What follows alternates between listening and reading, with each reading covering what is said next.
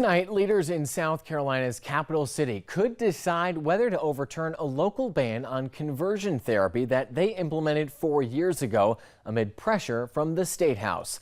It's now raising bigger questions that apply to every city and every county across South Carolina over how much control local governments have over their own communities versus the state's authority to step in.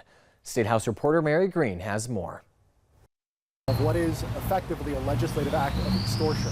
Home rule is not a blank check for a local city or county to do whatever they want. At the center of this dispute is the 2021 ordinance enacted in the city of Columbia banning conversion therapy for minors. Last month, Attorney General Alan Wilson sent a letter to city council members claiming the local law is illegal and threatening to sue if it's not repealed. Right after that, State Senator Josh Kimbrell from Spartanburg County proposed a measure that's likely to be included in the next state budget, revoking state funding from any local government that enforces this type of ordinance. Now there's basically the city of Columbia is faced with potentially very costly litigation. So I offered the city of Columbia an off-ramp. But to put a budget proviso to say we're not going to give you money unless you enact or do something adverse to what you've put in place for the community you represent, I think is fundamentally unfair and usurps the legislative process. Richland County Representative Seth Rose says local officials are the ones who are in the best position to set local policies. Rose notes the state constitution prohibits the General Assembly from enacting laws for a specific municipality,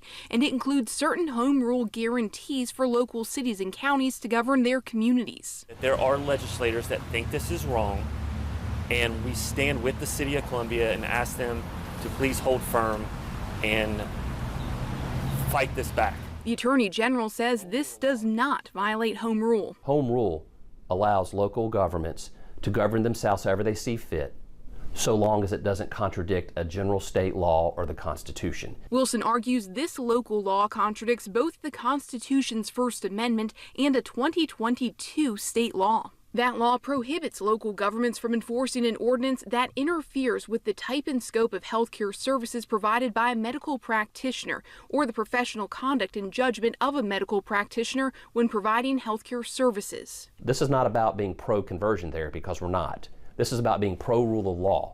The full General Assembly will vote to give final approval to the next state budget, including that funding threat provision, here on Wednesday. I asked Governor Henry McMaster if he would veto that measure if it gets to his desk. The governor says he'd have to take a closer look at it first before making a decision. Reporting from the State House, I'm Mary Green.